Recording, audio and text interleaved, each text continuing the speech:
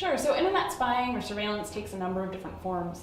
One is the mass or dragnet surveillance of individuals, so where we've seen what the NSA is doing, in thousands, millions of individuals' communications are being captured and stored.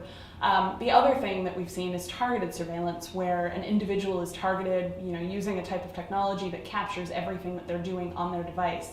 And both of these types of surveillance have incredible chilling effects on privacy and also on the freedom of expression and association.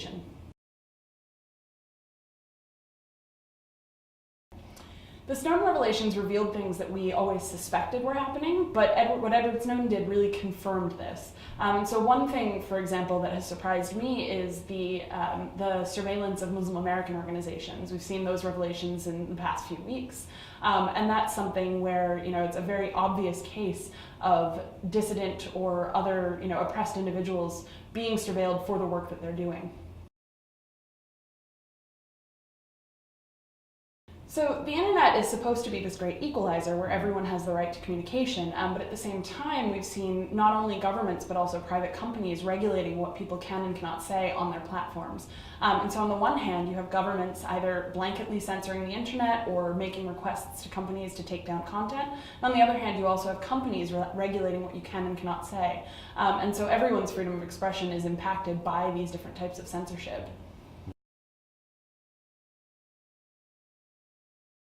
So internet spying affects democratic processes in a number of different ways. One, of course, is the impact on our right to associate. So one of the legal cases that my organization has right now, First Unitarian versus the NSA, is a case where 19 different organizations, most of which keep membership lists, feel that their freedom of association, the privacy of their members, is being violated by the NSA's surveillance. And that's just one solid example of the way in which democratic processes or the right to activism, the right to organize, is impacted by this spying.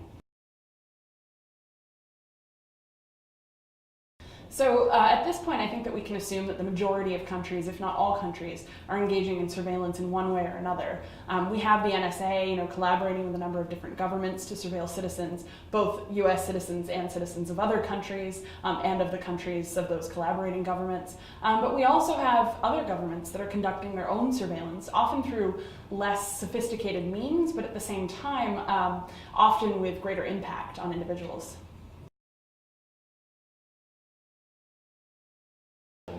So I think at this point, nobody should expect that they have privacy on the internet. We do believe that they should have the right to privacy, but at the same time, everything that we've seen, not only with the Snowden revelations, but prior to that as well, demonstrates that people's privacy is really compromised on the internet. And so while I do believe that people have the right to privacy online, I also think that there's a number of different ways that we need to continue fighting to preserve that privacy, both through legal and political solutions, but also through the use of technology that helps people to protect their own privacy and take responsibility for that.